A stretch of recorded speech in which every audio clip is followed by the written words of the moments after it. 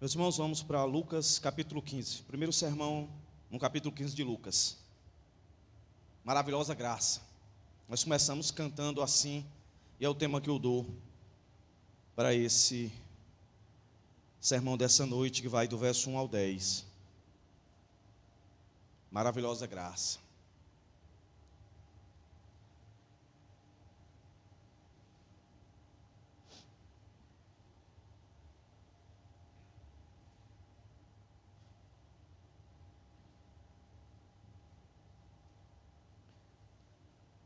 Lucas, capítulo 15, do verso 1 ao 10. Antes que eu leia aqui, irmãos, eu preciso só corrigir pedir perdão, na verdade, à igreja. Ontem, quando eu estava fazendo um discurso aqui, sobre como aconteceu a minha história aqui, uma pequena introdução que eu fiz, eu disse que a minha esposa fez o curso na APEC e a igreja não ajudou.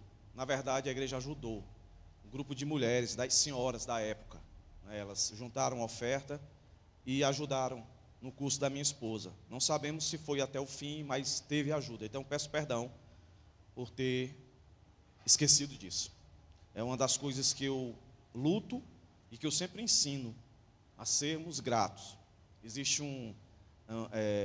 uma grande quantidade de pessoas que não se apercebem que a ingratidão ela é pecado. Então fica aqui meu pedido de perdão aos irmãos de ontem e aos irmãos da época que ajudou a minha esposa no seu curso lá na PEC.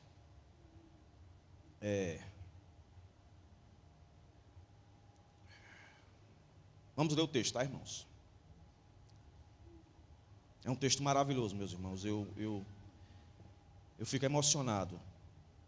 Não que eu fique nos outros, mas esse aqui ele é mais, pelo menos eu acredito que tem que ser mais apelativo para nós cristãos. Depois de um discurso tão duro que o Senhor fez, né, no sermão passado, no final do capítulo 14, ele vem com isso aqui que nós vamos ler agora. A partir do verso 1 do capítulo 15. Chegavam-se a ele todos os cobradores de impostos e pecadores para o ouvir. Mas os fariseus e os escribas murmuravam: este recebe pecadores e come com eles. Então Jesus lhe propôs esta parábola: que homem dentre vós, tendo 100 ovelhas e perdendo uma delas, não a deixa no deserto as 99 e não vai após a perdida até achá-la? E quando a encontra, põe-na sobre os seus ombros, cheio de alegria, e vai para casa. Então convoca os amigos e vizinhos e lhes diz: alegrai-vos comigo, achei a minha ovelha perdida. Digo-vos que do mesmo jeito haverá alegria no céu por um pecador que se arrepende, mais do que por 99 justos que não necessitam de arrependimento. Ou qual a mulher que, tendo 10 dracmas, se perder uma, não acende a candeia, varre a casa e a busca com diligência até achá-la? E quando a encontra, convoca as amigas e vizinhas, dizendo: alegrai-vos comigo, achei a dracma perdida. Assim vos digo que há alegria diante dos anjos de Deus por um pecador que se arrepende. Vamos orar, meus irmãos. Deus, eis aqui mais uma vez a tua preciosa palavra. Ó Deus, que o nosso entendimento possa ser absorvido pelo teu poder, Senhor, e possamos alcançar e assim te dar graça, Senhor, por essa tão maravilhosa graça que foi derramada sobre todos aqueles das quais tu buscou, tu encontrou e que tu se alegrou, Senhor. Esses pecadores arrependidos, um dia fomos nós. Quem sabe pode ser alguém nessa noite. Ó Deus, se nós já nos reconhecemos como pecadores arrependidos, não nos deixa dar graça, Senhor, por tão abundante graça, por tão maravilhosa graça. Deus, seja conosco nessa noite, não nos deixa sair daqui, Senhor, sem ter os nossos corações quebrantados pela tua graça maravilhosa. Confronta-nos, Senhor, nos coloca na posição de entendedores das responsabilidades que temos, dado aquilo que ouvimos. Ó Deus, em nome de Jesus, seja comigo. Abençoa-me, Senhor, no abrir e fechar dos meus lábios, E assim te peço por cada irmão aqui nessa noite, que teu Espírito Santo, Senhor, fale aos seus corações. Eu te imploro, perdoa os nossos pecados, as nossas falhas, transgressões, e nos faz ser digno de falar a tua palavra e de ouvir e de entender a tua palavra, para crescermos em graça e conhecimento, e que haja arrependimento no meio do teu povo, para caminhar em santidade, que haja arrependimento no meio do teu povo, para que haja salvação, Pai. Em nome de Jesus é que eu te peço, eu te rogo hoje e sempre. Amém. Amém. Eu preciso introduzir algumas coisas aqui, meus irmãos. Todo o capítulo 15, todo ele, está amarrado ao discurso que a gente ouviu aqui no verso 2. Mas os fariseus e os escribas murmuravam, insistentemente murmuravam.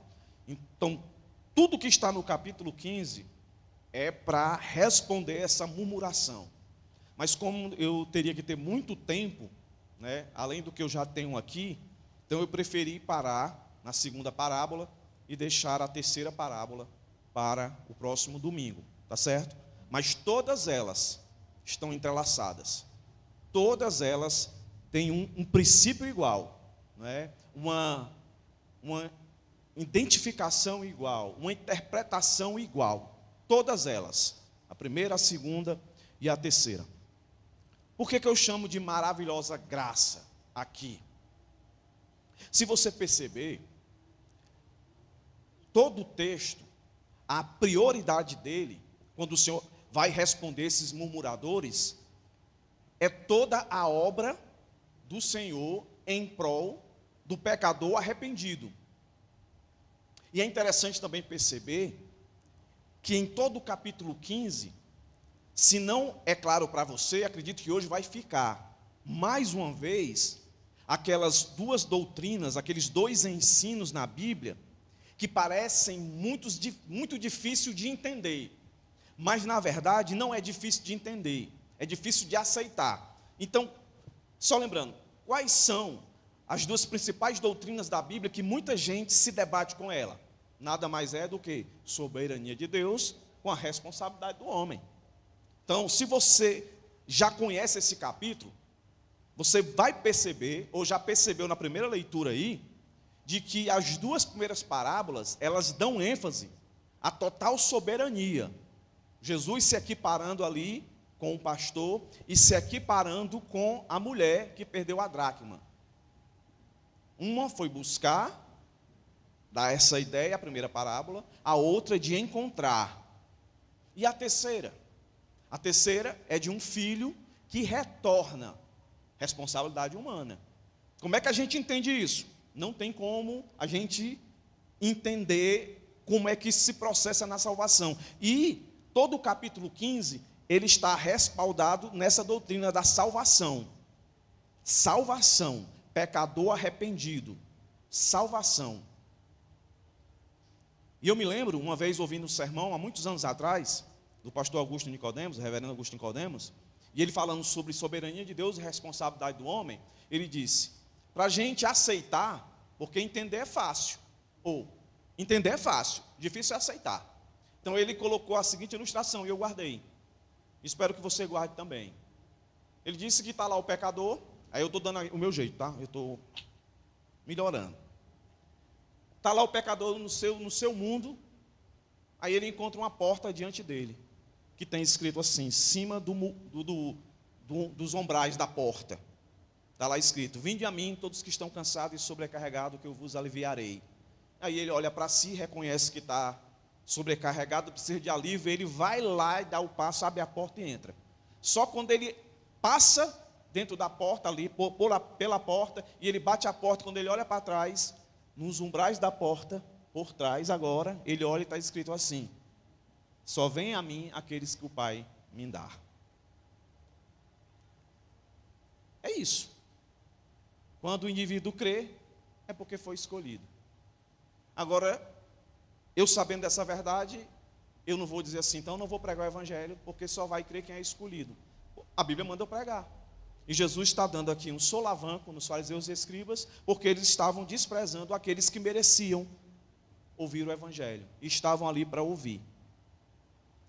E, mais uma vez, eu reafirmo que aqui nada mais é do que Jesus fazendo o que está escrito lá em João 3,16. Eu insisto em dizer porque é o texto mais conhecido e mais falado. Porque Deus amou o mundo de tal maneira que deu seu Filho unigênito para que todo aquele que nele crê, isso implica que se arrepende, tem a vida eterna.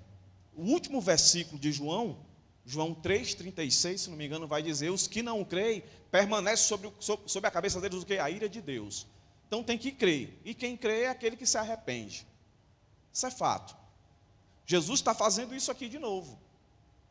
E por que eu chamo de graça maravilhosa? É porque o Evangelho, ele mostra o que ele é. Ele não mostra só o lado da graça maravilhosa, ele mostra também a responsabilidade daqueles que precisam adentrar nessa graça e daqueles que já estão nessa graça. Daqueles que já estão nessa graça foi mais ou menos a base do sermão passado. Quer ver? Você olha aí, ó, capítulo 14, não é? Verso 26, aquele que não aborrecer pai, mãe e tal, você tem que aborrecer. Aquele que não pagar o preço, aquele que não trabalhar na construção da sua caminhada em santidade, vai ser envergonhado, vai ser motivo de vergonha, de mau testemunho. Aquele que creu em Cristo e não compreende que é uma batalha, que ele é um soldado, e que ele precisa estar tendo discernimento com quem ele está brigando e quais ferramentas que ele tem que usar para vencer o seu inimigo, ele não consegue ser discípulo. Jesus não quer seguidor, Jesus quer seguidor discípulo. Se o discípulo for discípulo, vou dar uma de Dilma aqui, se o discípulo for discípulo, ele é seguidor. Agora, nem todo seguidor é discípulo. Depois de um discurso pesado como esse, verso 33, que ele vai arrematar e dizer: da mesma forma, qualquer de vós que não renunciar tudo o que tem, não pode ser meu discípulo. Que discurso difícil. E você tem que ser sal, você tem que ser luz, você tem que fazer a diferença, não ser só diferente. Não é só falar, é viver. E eu dei alguns exemplos, não é? Aí, puxa vida. Aí, o paralelo a esse texto, eu citei lá João. Os discursos de Jesus, tinha hora que era muito pesado, e lá em João capítulo 6 diz que muita gente foi se levantando e indo embora, e os discípulos disseram: Senhor, o teu discurso está muito pesado, o povo está indo embora, a igreja está ficando vazia. Aí Jesus olha para Pedro e diz o quê? Quer ir também? Aí Pedro responde: para quem, não é para onde? Para quem nós iremos, se só tu tens as palavras de vida eterna? Aí agora Jesus vem com esse sermão aqui para nós, e para eles lá na época, mostrando toda a sua graça. Um comentarista diz o seguinte: Lucas 15 é o coração do Evangelho de Lucas, e poderíamos dizer de todo o Evangelho. É a revelação do que Deus quer, é a revelação do que Jesus faz, e é também a revelação do julgamento que divide as pessoas entre as que aceitam e as que rejeitam a boa notícia. Lembra que eu disse? Que a Bíblia sempre está afirmando isso. Jesus era Deus, Jesus era perfeito, e a pregação dele não foi aceita por todo mundo. Muitos rejeitaram, mesmo vendo tudo que Cristo fez. O problema estava no pregador? Não. Estava em quem? No pecador. Mas mesmo sabendo disso, Jesus, sabendo que nem todos iam se render a Ele, reconhecendo como o Senhor e Salvador da sua vida, Ele deixa isso que eu acabei de ler na perspectiva de um comentarista, a pérola do Evangelho. É isso aqui. Como é que eu divido esse texto? A introdução está no verso 1, 2 e 3. A introdução. Aí o texto a partir do verso 4 em diante. Como é que eu divido? Simples. A graça que busca. A graça que vai buscar. Certo? Do verso 8 a 9a, a graça que encontra. No verso 6, 7, 9b e 10, a graça que alegra. Então, bem didático, meus irmãos. Verso 4, 5, a graça que busca. Verso 8, 9a, a graça que encontra. Verso 6, 7, 9b, 10, a graça que alegra. E se eu fosse colocar a última parábola, eu diria que era a graça que transborda em compaixão, do verso 11 ao 32. E aí, domingo que vem, se Deus permitir, nós vamos trabalhar essa parábola, bastante conhecida também, do filho pródigo. Então vamos lá. A graça que busca. Vamos ter o texto aí. Vamos começar aqui na introdução. Então o texto está dizendo algumas coisas interessantes aqui que a gente tem que pontuar aqui. Chegavam-se a ele todos os cobradores de impostos e pecadores. Os fariseus faziam essa classificação. Cobrador de imposto e pecador. Tudo é pecador para eles. Agora, eles faziam aquela separação de pecados mais degradantes. Então, cobradores de impostos, para eles eram os pecadores ladrões, melhor dizendo. Aqueles que roubavam, né, nos impostos. E Jesus chamou um desses para ser dos 12, Levi, que é Mateus. Não é? Então, os fariseus, os escribas judeus, eram super taxados pelos romanos. E eles tinham uma maior ojeriza, rejeição aos cobradores de impostos. Na cabeça deles, a palavra de Deus para eles não era de graça maravilhosa, mas de juízo, de destruição.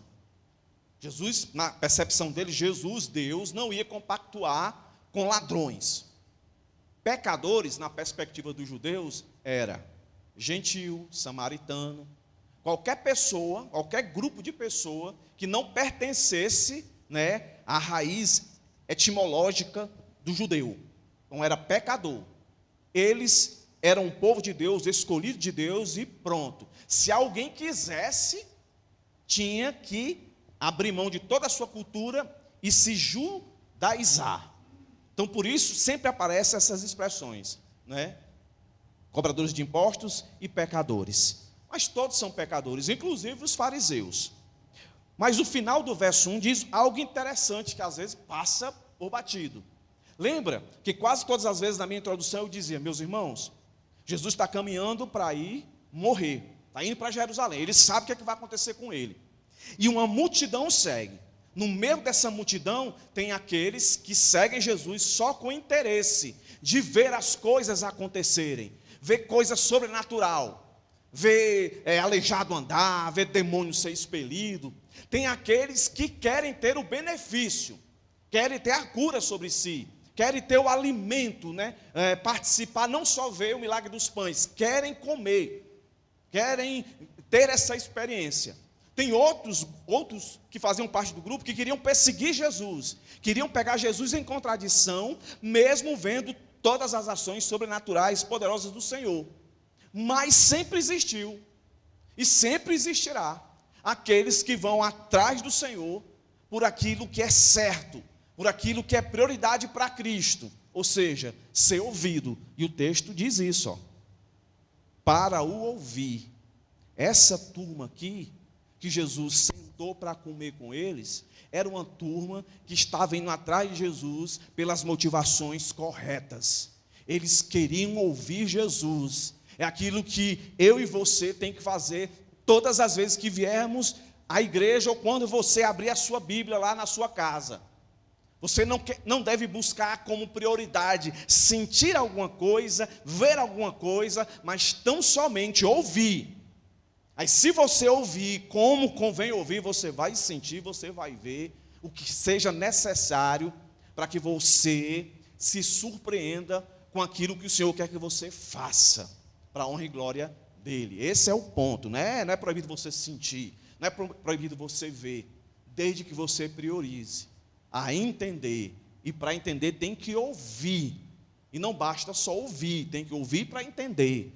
Então essa turma aqui ia atrás de Jesus pelas condições reais e verdadeiras, para ouvir palavras de sabedoria. Mas um desses que eu citei, que são os fariseus e escribas, que iam para pegar Jesus em contradição, murmuravam. Olha que interessante, meus irmãos. A turma ia atrás de Jesus, não ia para ver milagre, porque já tinham visto. Não iam para ver Jesus alimentando as pessoas, eles estavam nem para as pessoas. O único intuito deles era ver alguma coisa da qual pudesse condenar Jesus, para que Jesus fosse morto. E mesmo assim Jesus traça um diálogo com eles. E não deixa de ser misericórdia na vida dessas pessoas aqui, mas como em outros textos a gente viu, um dia ela acaba. E a palavra murmurar aí não é aquela murmuração de vez em quando, não. A ideia da palavra no original é um coração completamente movido e comovido à murmuração. Ou seja, é um coração que não é regenerado, é um coração endurecido, é um coração que a verdade para ele entra nos olhos dele como uma afronta, como uma violência aos seus direitos e às suas percepções e à sua razão. Tanto que a cruz para eles não fazia sentido nenhum Jesus morrer nela. A cruz era para os fracos. Então, essa palavra murmuração denuncia o coração desses homens, endurecido. Jesus sabia disso, Jesus sabia que esse pessoal não ia crer, mas ele continuou a fazer o que ele veio fazer. Se Jesus fez, quanto mais eu e você. Eu sei que nem todo mundo que ouve o evangelho vai ser salvo, mas assim como Jesus, eu continuo pregando o evangelho, para que o Senhor faça a sua obra. Eu não sei quantos ele vai salvar, eu só sei de uma coisa, e o texto me deixa claro: ele veio para salvar pecadores arrependidos. É isso que o texto diz.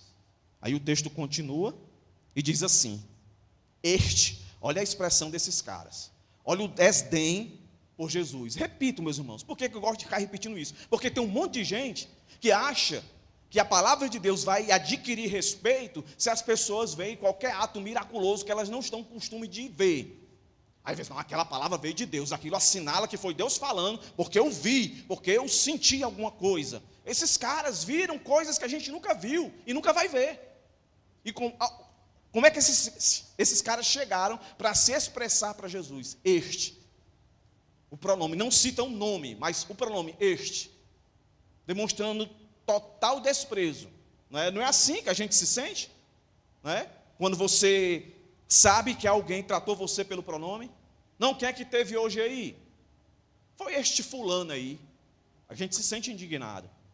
Mostra a indignação desses caras por Jesus. Meus irmãos, Jesus podia fazer o sol nascer quadrado. Esse pessoal aqui ainda não ia crer que ele era o Messias. Coração endurecido. Só quem quebra é o Senhor. Se ele não quiser, ele não quebra. E aí eles dizem, o incômodo deles: este recebe pecadores e come com eles. Naquela época e hoje também, tem coisas que na cultura não se muda. Existe uma grande diferença de colega para amigo, não é não? Colega para amigo? Tem. Colega. Você tem na faculdade ali, na empresa, o vizinho ali, quando você sai, dá um bom dia, colega. Mas amigo você senta para comer, você se relaciona. Não é não? Você convida para ir na sua casa, ou você vai na casa dele, ou no emprego vocês almoçam juntos, ou na faculdade vocês, ou no colégio, né? Então para eles tinha esse sentido. Ver Jesus, que tinha acabado de sair da casa dos fariseus, os que se achavam, entendeu? Agora ver Jesus comendo com cobrador de imposto, totalmente renegado pela sociedade. E pecadores, gentios, né, pessoas doentes, né, de lepra, que não podia tocar, estava imundo, né, e outros. Isso aí era demais para eles, demais. Jesus, sabendo disso, Jesus vai contar a parábola, vai contar uma história para eles. É aí que começa, meus irmãos, a maravilhosa graça do Senhor. Depois de dar um discurso tão duro lá, no capítulo 14, finalzinho, quem não deixar aborrecer pai e mãe e tal, agora Jesus vem com essa. Outra coisa que eu preciso dizer aqui.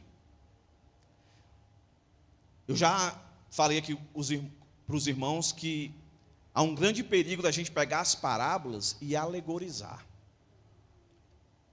Então, diante disso, eu já vou dizer o que não é essa parábola. A gente não pode olhar para essa parábola e já ir dizendo assim, a ovelha é o pecador, o pastor é Jesus, as ovelhas, 99, são os fariseus. Aí, nas dracmas, a mulher é o Espírito Santo. As dracmas que ficaram intactas são os escribas e fariseus, a que se perdeu é a ovelha, é o pecador que se arrepende. Aí lá do filho pródigo, o pai é Deus, o filho que ficou são os fariseus e os escribas, e o filho que voltou é o pecador arrependido. Algumas coisas vai bater, mas outras não. A gente tem que entender qual é o foco. A gente tem que tentar alcançar o que é que está na cabeça de Jesus, como pensamento principal quando ele conta essa parábola. A gente tem que ter cuidado, porque senão a gente vai alegorizar e aí o negócio fica bonitinho. Porque não é legal? A primeira parábola é Jesus, a segunda, a mulher, o Espírito Santo. Mas por que a mulher é o Espírito Santo? Perceba que ela vai acender uma lamparina, uma candeia, uma vela. Aí quem é o último? É o pai? Se tem um pai no último, na última parábola, se tem um filho na primeira e uma mulher acendendo a lâmpada, só pode ser o Espírito Santo. Então fechou. Não, irmãos. Jesus não está querendo ensinar isso aqui não, a trindade aqui não. Não é a prioridade de Jesus querer responder. O que é que Jesus quer responder? Para a gente entender a parábola como deve ser entendida, Jesus está querendo responder o quê? Está querendo defender a trindade? Você olha, não. Jesus está querendo dizer que ao estar comendo com pecadores, Jesus está fazendo o que é para se fazer. Jesus é para estar com pecadores mesmo, porque ele veio em busca de pecadores. A prioridade é essa. Então vamos lá, para o texto. Aí Jesus vai contar a parábola. Então veja logo aqui, que quando começa a parábola, Jesus diz assim, certo homem deu... Essa minha Bíblia fica só passando. Desculpa, irmãos. É aqui. Que homem dentre vós, então a gente já podia entender que o pastor da ovelha aqui, a priori, o Senhor está colocando para os fariseus e escribas, porque ele está respondendo para eles. Então ele está dizendo, que homem dentre vós, tendo 100 ovelhas e perdendo uma delas, não a deixa no deserto, as 99, e não vai após a perdida até achá-la. Então, até aqui, a gente entende o quê? Jesus está dizendo assim, vocês aí, que estão dizendo, estão achando absurdo eu estar na companhia de cobradores de impostos e pecadores e sentado comendo com eles. Eu vou contar aqui uma parábola para vocês, uma história. Se vocês tivessem 100 ovelhas e uma se perdesse, vocês não deixariam as 99 para ir atrás? Então, até aqui, Jesus está querendo comparar o dono desse local de ovelhas com eles. Mas depois a gente vai entender que Jesus também se coloca na posição desse pastor. Porque o restante da parábola é a resposta do porquê que ele está ali. Por que ele está comendo com aqueles cobradores de impostos e com aqueles pecadores? Porque aqueles pecadores são né? Das 99 ovelhas que se apartou. Vamos continuar o texto.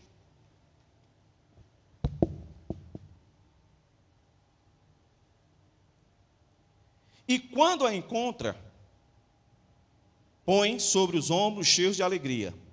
E vai para casa, então convoca os amigos e lhes diz, alegrai-vos, achei minha ovelha perdida. Digo-vos que, do mesmo jeito, haverá alegria no céu por um pecador que se arrepende, mais do que por 99 justos que não necessitam de arrependimento. Então, quando a gente lê isso aqui, eu não vou aprofundar agora. É o nosso outro ponto, o último ponto. Mas, por esse restante do texto aqui, do verso 5 e diante, a gente já percebe que ele traz agora a comparação do homem, não mais para os fariseus e escribas, mas para si. Então, nada mais Jesus está fazendo aqui o que ele já costumeiramente fazia com os escribas e fariseus. Lembra uma vez que Jesus estava em um ambiente, né, e curou um indivíduo, e outra vez ele curou uma mulher, e ele sempre dizia assim, quem de vocês aí que tivesse um animal no sábado, tivesse um animal, caísse num buraco, vocês não iam tirar, não? Quem de vocês aí tivesse um animal com sede, vocês não iam pegar ele, tirar ele e levar ele para beber água, não? Quanto mais curar esse homem, quanto mais curar esta mulher, a mulher que estava lá toda retorcida. E qual era o argumento de Jesus? Era do menor para o maior. Quem é mais importante? São os animais ou são as pessoas? São coisas ou são pessoas? Várias vezes Jesus fez isso. O que é mais importante? São coisas ou pessoas? São animais, né? Aquele sermão da ansiedade, né?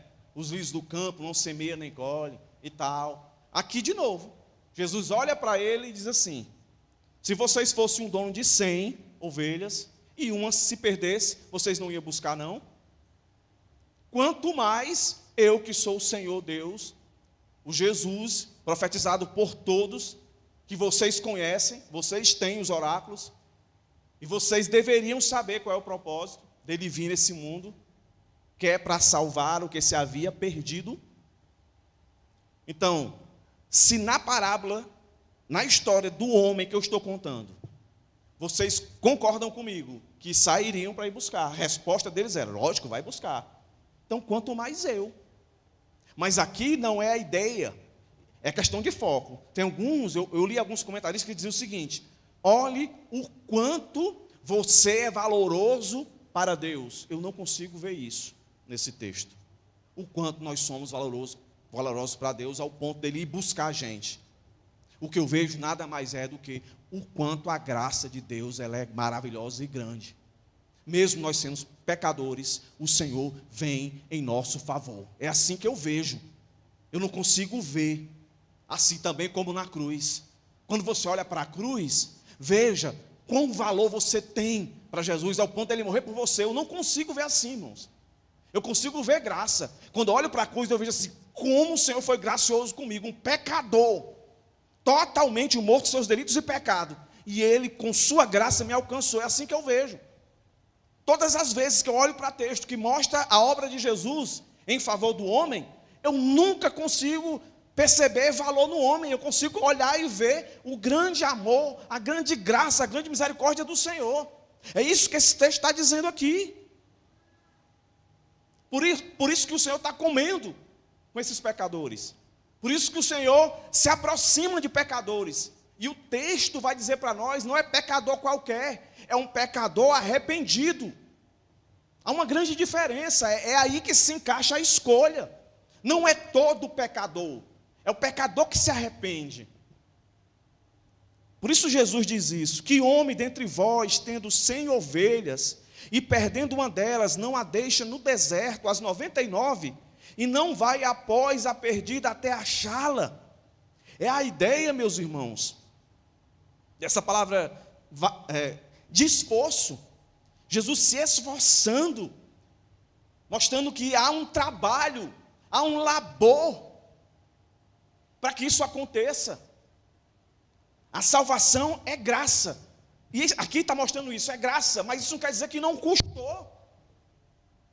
Nós cantamos maravilhosa graça e cantamos a última: eu perdi do pecador, longe do meu Senhor, já se achava sem vigor, aí Cristo me amou, graça é amor, e me livrou, o seu imenso amor me transformou. Houve esforço.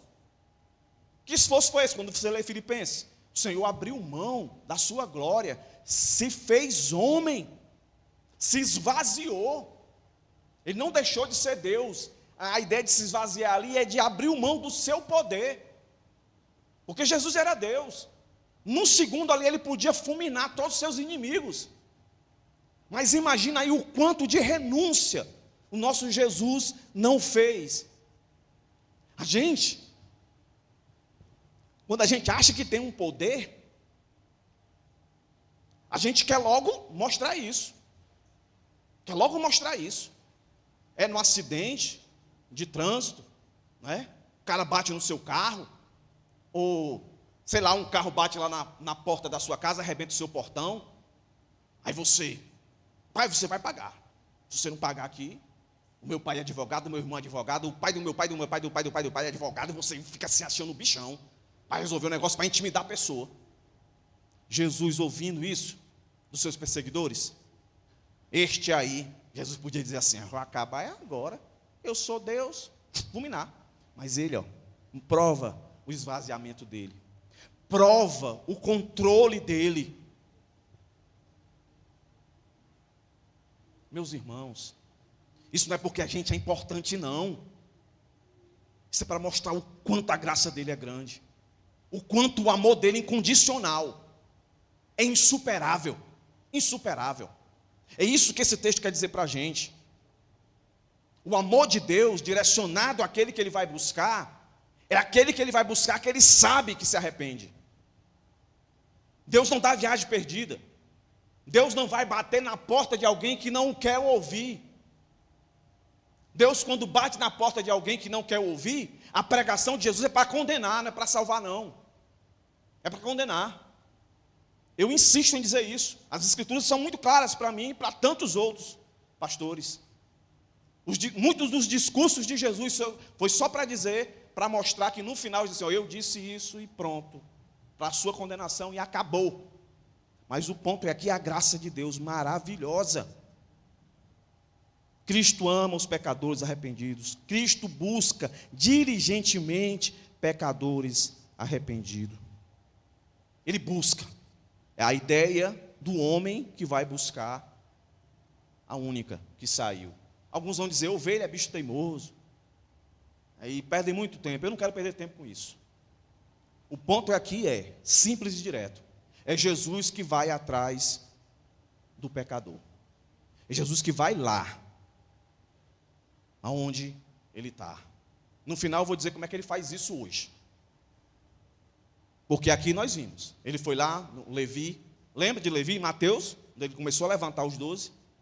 Ele passou no trabalho do Levi, Mateus. Estava lá sentado na coletoria, trabalhando. Expediente normal. Jesus chegou e não pediu: Levi, quer me seguir? Levi, é isso, isso, isso. Não. Segue-me. Chegou a Pedro: segue-me. Acabou. Palavra de Deus, segue-me, não tem quem se aguente. Não tem quem diga. Deus chamou, Deus buscou, acabou. Atende. E aí, para fortalecer esse argumento dessa graça maravilhosa dele, dessa obra fiel que ele cumpriu, segundo o Pai determinou: vá lá, meu filho, morrer pelos que creem no meu nome. Vá lá buscar os perdidos, porque ele diz isso. Eu vim buscar os perdidos. É só você ler Lucas, vamos aqui. Lucas antes, a gente viu isso antes, Lucas 5. Lucas 5.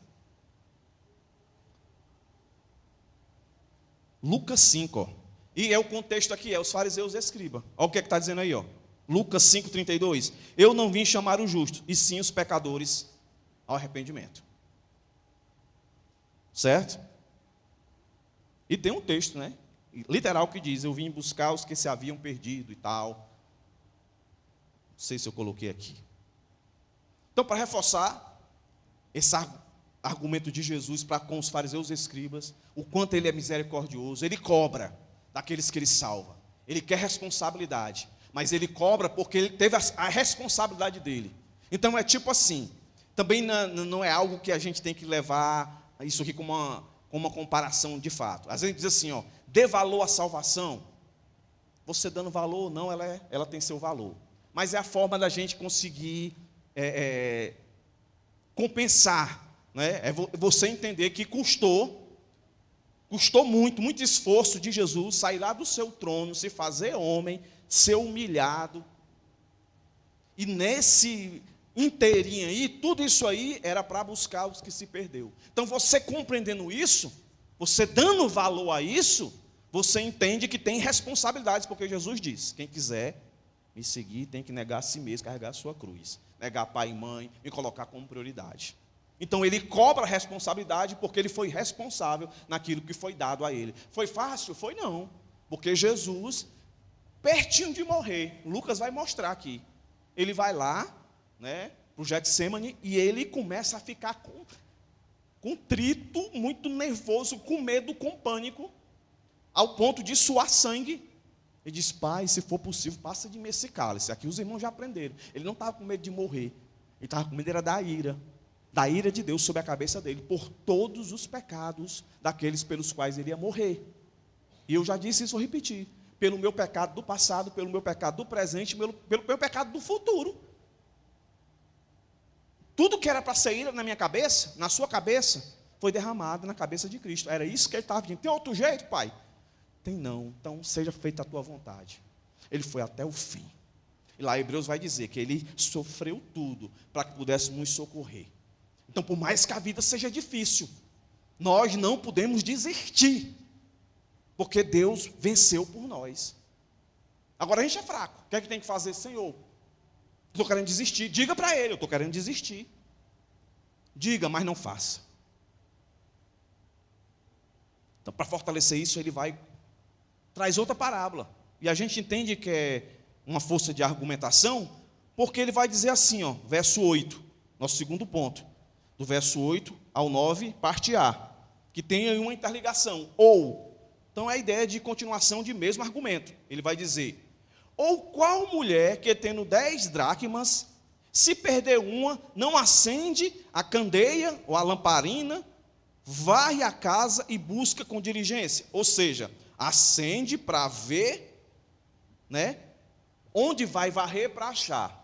A ideia é que na casa, naquela época, eram casas muito, muito pobres, só tinha uma janela além da porta, então entrava pouca luz. Alguns vão dizer que essas dracmas aqui eram moedas, como a gente vai entender, moedas, mas que tinha o valor de sustento. E por eles serem muito pobres, mesmo perdendo uma, ia gerar uma dificuldade para eles comer. Então, ela faz de tudo. E a ideia do texto aí, da primeira parte, o pastor se esforçando, já nessa daqui, é a ideia de insistência. O que o Senhor quer dizer aí, que além dele ser, o trabalho dele de buscar a ovelha é de esforço, porque ele volta com ela, a gente vai ver isso mais na frente, volta com ela nos ombros. Quando ele coloca a parábola da mulher, é para dizer assim, insistente. Jesus vai salvar aquele que quer salvar. Ninguém que foi escolhido por Deus vai dizer não, não quero. Porque ele vai insistir e vai salvar, porque a palavra de Deus é a palavra de Deus, ele tem poder, e acabou. Entendeu? Então, é de insistência. Alguns vai dizer, e eu prefiro entender que sim, essa segunda percepção do que seria essas dracmas, Não é que são 10, aí um é isso, um aquilo outro, e a última é o que o texto está dizendo, é o pecador. Não. A maioria dos comentaristas vão entender que era como se fosse, parafraseando com os nossos dias, fosse a aliança de um noivado, de um compromisso, de uma moça, que se ela perdesse aquilo dali, era como se ela não valorizasse a aliança, que ela tinha com aquele homem para casar, para ser uma coisa eternizada. Como a salvação, uma vez salvo, acabou. Então eu prefiro entender que era isso, que é isso que Jesus está querendo trazer aqui, E mais uma vez, não é que, por mais que seja uma dracma, algo de valor, não é que o pecador tenha valor, meus irmãos. Eu sempre vou optar para acreditar, para olhar sempre para a graça do Senhor, que ela é, da parte dele, esforçosa, vamos dizer assim, e insistente. No final eu vou dizer como é que isso se coloca hoje. Porque, repito, aqui dá para a gente ver como é que o Senhor se esforçou. Eu já disse, quando ele se fez homem, está no meio do pessoal, sendo atacado por muitos, mas mesmo assim ele não desiste. Ele vai na casa dos inimigos. É um esforço muito grande para ir buscar perdido. Que eu acredito que no meio daquela multidão, lembra os contextos, Jesus entrava na casa de um fariseu, sempre tinha penetra, a turma ficava do lado de fora, certamente muitos foram alcançados ali. Jesus não dava passo em vão, e Jesus não se covardava com seus inimigos. Então veja o esforço. E aí a parábola da dracma vai trazer essa compreensão da insistência de Jesus. Jesus foi até a cruz, achando perdidos, salvando pecadores, arrependimento, até a cruz, ele foi cheio de compaixão, ao ponto de dizer: Pai, perdoa-lhes, porque não sabem o que fazem. Por isso o texto diz isso. O qual a mulher, tendo 10 dracmas, se perder uma, não acende a candeia, varre a casa e busca com diligência até achá-la. E quando a encontra, convoca as amigas e vizinhas, dizendo: alegrai-vos comigo, achei a dracma perdida. Então, até aqui, que graça maravilhosa é essa? Essa graça que procura, essa graça que busca. Mas essa mesma graça que busca, que encontra, que procura para encontrar, ela se alegra. Vamos ler de novo aqui o verso 6, o verso 7 e depois o verso 9b e 10. A graça que se alegra. Olha que interessante. Verso 6. Depois que achou, verso 5, colocou no ombro, esforço, diz: e vai para casa. Preste atenção. Ele não vai de volta lá. Aí você vai pensar assim: o aprisco. Não é aprisco, não. Volta lá, capítulo 4, o verso 4, que vai dizer: que o homem dentre vós, tendo 100 ovelhas e perdendo uma delas, não a deixa no deserto, as 99 ficaram no deserto. Não era aprisco, tá? Deserto. Quando você lê esse mesmo episódio lá em Mateus, acho que é 18 ou é 19, se não me engano, lá vai dizer monte, não é aprisco, tá? Aí o texto diz que ele vai para casa, comunhão. Presta atenção, irmãos, presta atenção nisso aqui, ó. Comunhão. Ele buscou com muito esforço essa ovelha perdida, arrependida, e ele traz nos ombros esforço e chama os amigos, os vizinhos, e lhe diz: alegrai-vos comigo, achei a minha ovelha perdida. Olha aí, achei minha ovelha perdida. Então até aqui fica claro que o pastor das ovelhas aqui é Cristo. No começo dava a entender, no começo era direcionado aos escribas e fariseus. Depois Jesus tomou para si essa prerrogativa. Então eu posso dizer que Cristo se alegra quando um pecador se arrepende. Olha que interessante. Mas a alegria não é só dele. A alegria é compartilhada. Ele chama e convoca outros a se alegrar com ele, por ter encontrado aquela ovelha. Isso implica dizer, no final, que a ovelha é um pecador arrependido, que todo cristão deveria se alegrar por uma pessoa que entrega a vida a Cristo. Aí o texto vai continuar, no verso 9. A mulher faz a mesma coisa. E perceba, é uma questão de escriturística do autor Lucas, né? Esse aqui é mais uma prova, aqui um adendo, que a Bíblia não é machista. Você prestou atenção que a primeira parte aí da alegria é só homem, né? Olha aí, ó. Vai para casa, então convoca os amigos e vizinhos. E a ideia parece que era só a macharada para comemorar. Agora ele vem e coloca a mulher. Isso, quando a gente começa a ler o Evangelho de Lucas, você percebe, é tudo em par, quando ele vai falar, né? Maria, José e Maria, Isabel e o seu esposo. Ele sempre está falando em pai, aqui mais uma vez ele faz isso. Agora ele coloca a mulher. E diz que a mulher tem o mesmo sentimento. Verso 9. Verso 8. Não, verso 9, perdão. E quando encontra, convoca as amigas e vizinhos, dizendo: alegrai-vos comigo, achei a dracma perdida. Comunhão, alegria, comunhão. Agora volta para o verso 7, que diz assim: digo-vos que do mesmo jeito, agora ele vai fazer um link da terra para o céu. Digo-vos que do mesmo jeito haverá, aí ele coloca no futuro, né, alegria no céu por um pecador que se arrepende. A ideia de colocar no futuro, todos os comentaristas que eu li, a ideia é de que todo dia o céu entra em festa, porque todo dia um perdido é encontrado, todo dia alguém é alcançado pelo Senhor. Quando ele diz exatamente isso aqui: digo-vos que do mesmo jeito haverá alegria no céu por um pecador que se arrepende. É que Jesus salvou esses aqui, depois ele salvou mais, seus discípulos salvaram mais, e depois veio todo mundo falando desse evangelho e salvando pessoas, e isso quer dizer que todos os dias há festa no céu, e como no céu tinha que haver aqui. Só que você percebe que as pessoas têm a tendência de ficar alegre, meu pai foi curado, quer nem saber se Cristo alcançou o coração dele. O meu pai arranjou um emprego, minha mãe arranjou um emprego, o meu filho passou no vestibular, o meu filho vai ser isso, vai ser aquilo outro, mas não está nem preocupado em se, aí chama os amigos, faz festa, entendeu? Não que seja proibido, beleza, se meu filho passou, vestibular, tal, beleza. Mas a alegria maior é eu saber que ele é salvo. A alegria maior que eu preciso compartilhar para o mundo é a salvação do Senhor. Porque todas essas outras coisas que eu me referi anteriormente, tudo passa.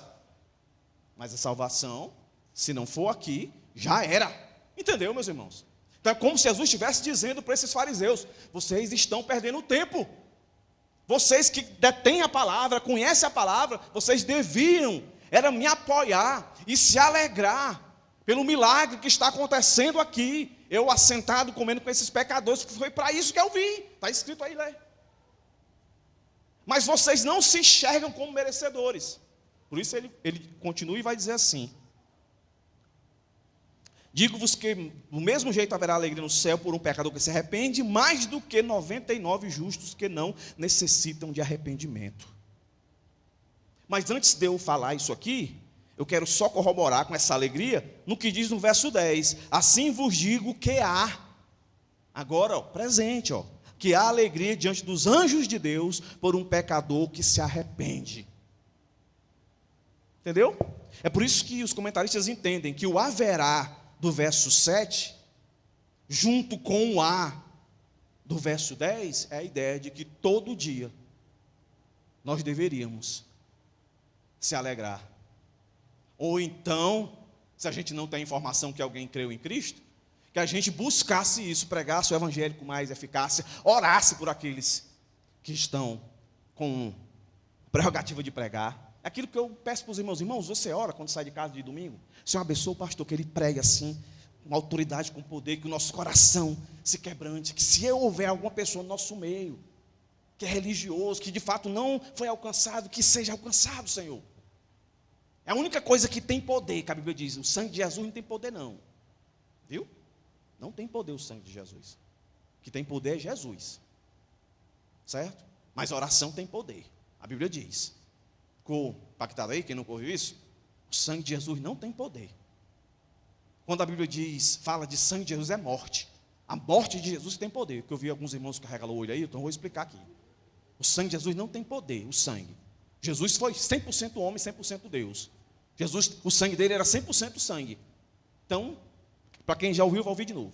Se o sangue de Jesus tivesse poder, Jesus não precisava morrer na cruz.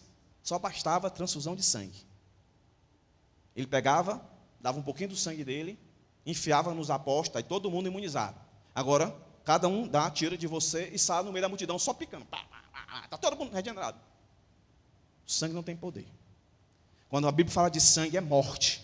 Então a morte de Cristo tem poder, porque ele morreu, ressuscitou e trouxe salvação para nós. Está certo? Entendido isso? Agora, oração sim. A Bíblia diz: oração pode muito ter seus efeitos. Então, se até hoje você não orou assim, ore. Porque a palavra de Deus hoje é Jesus. E no buscar através da palavra. Eu vou dizer isso no final, com mais propriedade.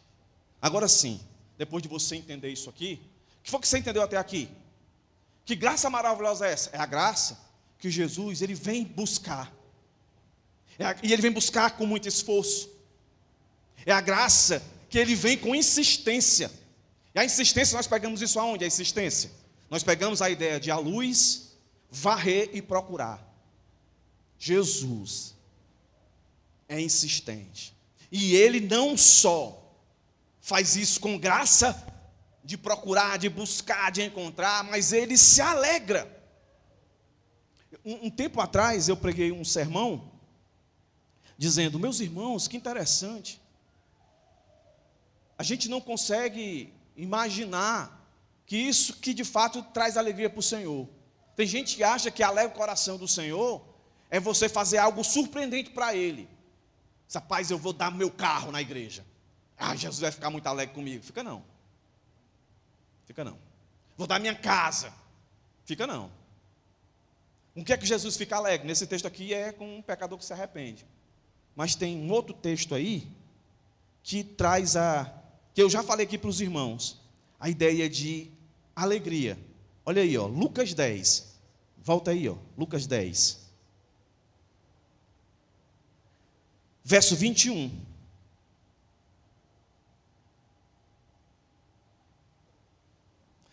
Está naquela porção de que os discípulos chegam e dizem, nós expulsamos demônio, nós somos os caras. Aí Jesus diz assim, não se alegreis com isso, verso 20 do capítulo 10 de Lucas. Não vos alegreis porque os espíritos vos submetem. Alegrai-vos antes por estarem os vossos nomes escritos nos céus.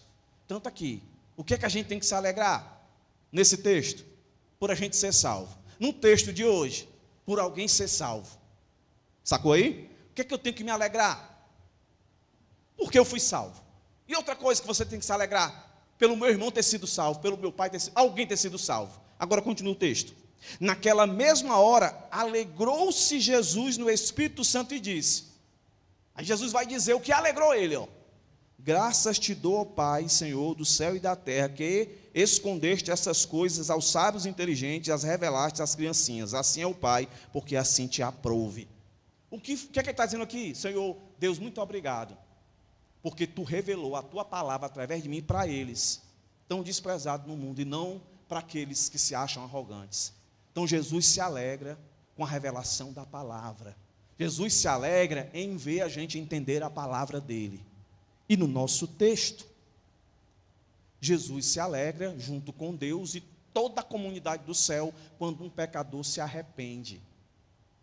E quando eu disse que essa alegria é a prova do amor de Deus, aqui nesse texto também fica implícito que esse amor de Deus não é simplesmente um sentimento, mas é uma ação. Uma ação por quê? Porque olhe para parábolas, as duas parábolas. A ação de Cristo de buscar, como eu falei, o sacrifício ali, o esforço, a insistência de procurar. Isso fez me lembrar, meus irmãos, de um texto maravilhoso, que está lá em Isaías 53, olha aí, que é uma profecia da obra de Cristo. Olha o que é que está escrito lá. Eu marquei na minha Bíblia, Isaías 53, olha aí, que texto lindo, maravilhoso. Abre aí. Olha aí, presta atenção.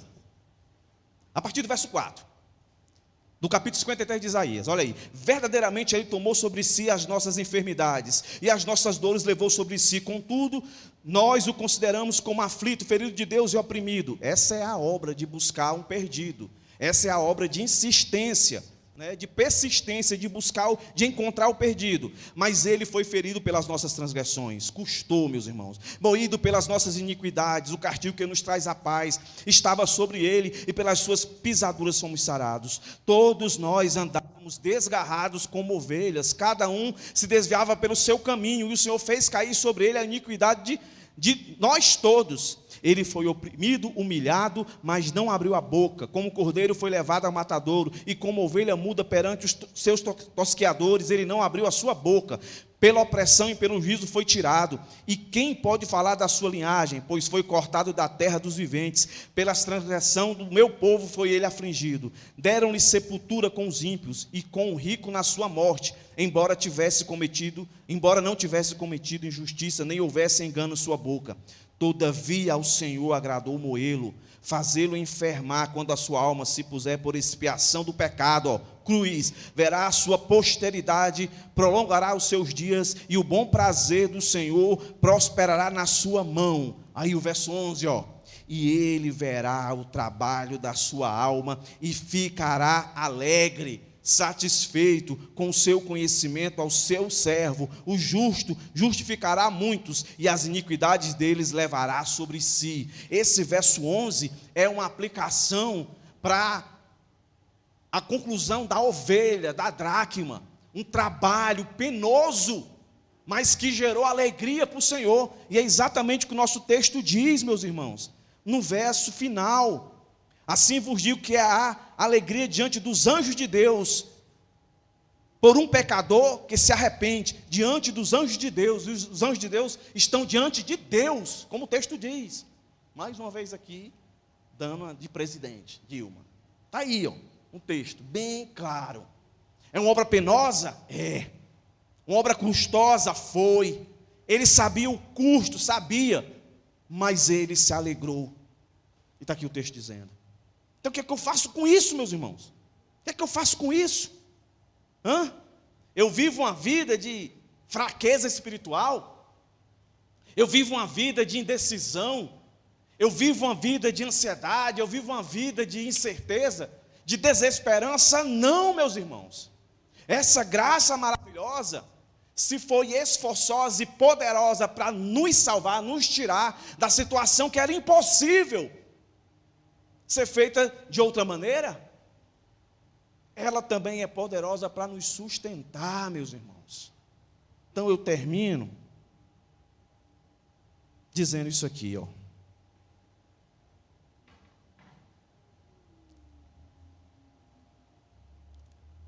Como é que eu sei que essa graça me alcançou? Como é que eu sei? Como é que eu consigo me colocar na situação de que houve festa no céu? Então vai lá. Você tem senso de pecado? Você percebe que é ímpio? Você percebe que por causa da sua prática pecaminosa merece a ira de Deus? As suas recordações de vida, você percebe que é uma afronta e desagrada a Deus? Quando você lembra dos seus atos passados, você sente vergonha? Então, provavelmente, você está sendo um coração alcançado pelo Senhor. Agora, se você foi alcançado, nunca esqueça disso daqui, ó. A graça de Cristo, ela é ativa e realizadora. Não depende de você, depende dele. Nós estamos na primeira parte, soberania de Deus. Depende dele. Se ele fez, ele faz bem feito. Assim como o pastor não ficou sentado, quieto, lamentando a sua ovelha perdida, e a mulher não permaneceu imóvel, passiva, chorando por uma moeda perdida, assim também nosso bendito Senhor não ficou nos céus, condoendo-se dos pecadores. Ele deixou sua glória, que possuía ao lado do Pai, e humilhou-se, tornando semelhante aos homens. Veio ao mundo para buscar o perdido. Nunca se esqueça que a graça de Cristo é caracterizada, como eu acabei de ler em Isaías 53, por renúncia. O pastor trouxe em seus ombros as ovelhas perdidas de volta ao lar, em vez de abandoná-la no deserto. A mulher acendeu uma lâmpada, varreu a casa, procurou diligentemente, não poupou esforço, até que encontrou. Até que encontrou. Assim também Cristo não poupou a si mesmo quando veio ao mundo para salvar os pecadores. Hebreus 12:2, ele suportou a cruz, não fazendo caso da ignomínia. O Senhor Jesus entregou a sua própria vida em favor dos seus amigos. Maior do que este jamais poderá ser demonstrado. Amor maior do que esse jamais poderá ser demonstrado. João 15:13. O amor de Cristo é intenso e profundo. Assim como o pastor se regozijou ao encontrar sua ovelha, e a mulher por achar sua moeda, também o Senhor Jesus se regozija em salvar pecadores. É um prazer genuíno para ele arrebatá-los como tições no fogo. Um comentarista disse o seguinte: sua comida e bebida enquanto estava na terra consistia em consumar a obra que viera a realizar. Ele ficou angustiado de espírito enquanto não a consumou, e ainda deleita-se em manifestar misericórdia. Cristo está mais disposto a salvar os pecadores do que estes a serem salvos. Aí o que é que cabe a nós? Esforcemos-nos para saber algo a respeito dessa graça de Cristo. Que graça é essa? E em última, devemos ser encorajados, meus irmãos, a oferecer arrependimento ao pecador. Por quê? Segundo essa parábola, o Senhor se alegra com o arrependido. Então, muito mais do que você pensar, entregue a sua vida a Jesus para você não ir para o inferno. Entregue a sua vida a Jesus e venha fazer parte da nossa comunidade. Você vai ganhar uma família, não que isso não seja verdade, mas que a primeira impressão que venha sobre você quando você tiver a oportunidade de falar do Evangelho, entenda, ali é uma oportunidade que aquele indivíduo está tendo. E você, ele está tendo uma oportunidade de entrar no reino de Deus. E você está tendo a oportunidade para, junto com os céus, se alegrar por mais uma alma perdida ser buscada, ser encontrada. Que essa seja, meus irmãos, a nossa verdadeira motivação. Se no nosso meio há cristãos nominais, essa é a hora de você se decidir. Eu quero essa graça sobre a minha vida. Eu vejo que a minha vida, ela afronta a Deus. A minha vida não valoriza esse tão, usando o linguagem lá de Isaías, esse piedoso trabalho, esse pesado trabalho, esse enfadonho trabalho que o Senhor teve. Esse interesse que Ele tem. Aí eu vou responder agora, como é que hoje Jesus busca? Como é que hoje Jesus insiste em encontrar alguém? Nada mais é, meus irmãos, do que a pregação da palavra, nesse momento agora.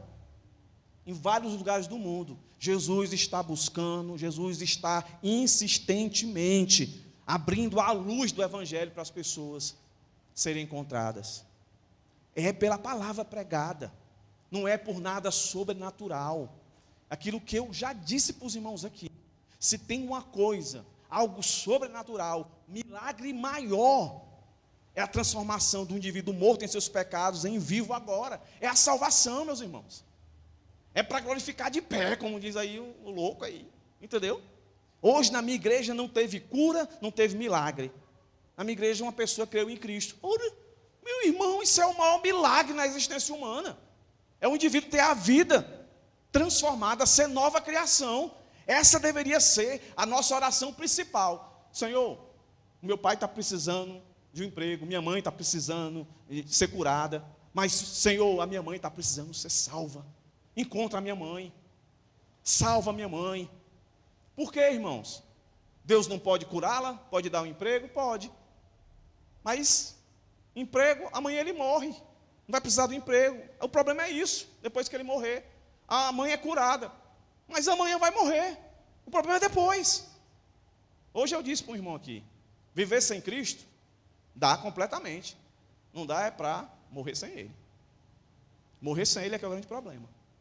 Então você que é cristão, lembre-se disso. A grande graça de Deus sobre a sua vida. Não foi você, eu entendi o Evangelho, eu aceitei.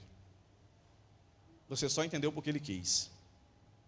Ele que foi buscar você. Ele que insistiu até você. Então eu sou importante? Não. É Ele que é misericordioso, gracioso, abundantemente gracioso, meus irmãos. Que Deus possa ter falado aos nossos corações. Tem alguém hoje aqui que falou em reconciliação?